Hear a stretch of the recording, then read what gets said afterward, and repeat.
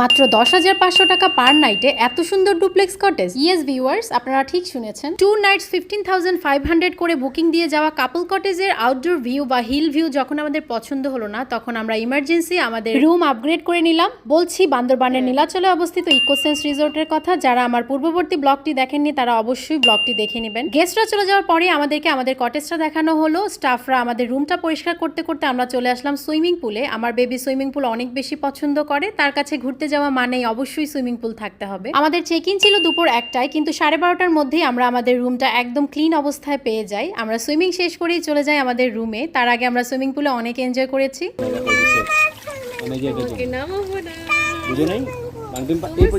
দেখেন আমার baby swimming pool কতটা এনজয় করে। ইকোসেন্স রিসোর্টের সুইমিং পুলটা আপনার মনে হবে একদম প্রাইভেট সুইমিং পুলের মতো। আপনি খুব সুন্দর সময় কাটাতে পারবেন এখানে, একদমই নিরিবিলি, আর পাহাড়ের ভিউ তো আছেই। তার সাথে জলগুলো এত ঠান্ডা ছিল এবং একদম নিট অ্যান্ড ক্লিন ছিল। আর সেদিন যেহেতু অনেক গরম ছিল, তাছাড়া তখন বাজে দুপুর 12টা। শাওয়ার নেওয়ার পরে আমাদের অনেক ফ্রেশ লাগছিল। তো চলুন এবার আপনাদেরকে আমাদের পুরো কটেজ এবং রুমের ভিউটা দেখিয়ে দেই। প্রথমেই বলে নিচ্ছি, ইকোসেন্স রিসোর্টের সবচেয়ে উঁচু কটেজ ছিল এই দুইটা কটেজ, যেটা কিনা ফ্যামিলি কটেজ ছিল এবং এখান থেকে পাহাড়ের ভিউটা খুবই সুন্দর ছিল। আমাদের বুকিং দেওয়া কাপল কটেজের ভিউটা যখন আমাদের খুব একটা পছন্দ হয়নি, তখন আমরা উঁচুতে কোনো কটেজ চাচ্ছিলাম। তখনই লাকিলি এই কটেজটা খালি হয় এবং অন্য কোনো গেস্ট না থাকায় আমরা ইমার্জেন্সি 2 নাইটস এর জন্য আমাদের রুমটাকে আপগ্রেড করে নেই। এই ছিল আমাদের রুমটা। এখানে দেখানো ফার্স্ট ডোরটা ছিল নিচতলার সাথে কানেক্টেড, যেহেতু এটা একটা ডুপ্লেক্স কটেজ এবং আমরা শুধু উপরের ফ্লোরটাই বুকিং করেছিলাম আমাদের জন্য। মেইনলি এটা হচ্ছে একটা ফ্যামিলি কটেজ, আমরা লাকিলি কাপল কটেজ হিসেবে পেয়ে গেলাম যেহেতু এটা খালি ছিল। আমাদের রুমে খুব সুন্দর একটা মিরর ছিল এবং তার পাশেই ছিল একটা ক্লোজেট, যেখানে আমরা আমাদের জামা কাপড়গুলো রাখতে পেরেছিলাম। ইকোসেন্স রিসোর্টের যেই ব্যাপারটা আমার কাছে সবচেয়ে বেশি ভালো লেগেছে সেটা হলো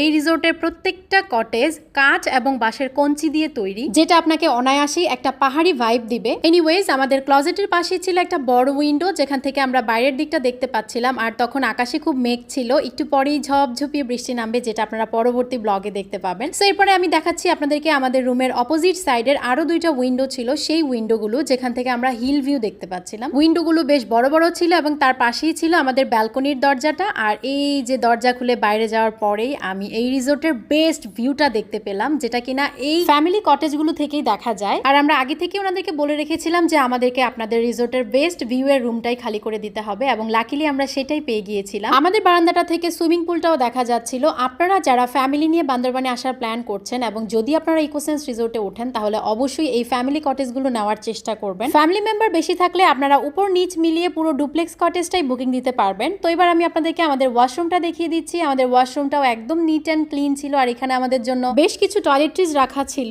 এছাড়াও রুমে টিভি, এসি এবং বসার জন্য খুব সুন্দর বিন ব্যাগ পেয়ে যাবেন। সবকিছু মিলে আমাদের রুম রেন্ট ছিল 10,500 টাকা পার নাইট। সো আমার পরবর্তী ভিডিওতে আপনারা দেখতে পাবেন ইকোসেন্স রিসোর্টের খাবার আসলে কেমন, এছাড়াও বান্দরবনের কিছু দারুণ দারুণ সুন্দর সুন্দর জায়গা। আর এই সবকিছু দেখতে হলে আমাদের পেজটি ফলো দিয়ে আমাদের সাথেই থাকতে হবে। Thanks for watching.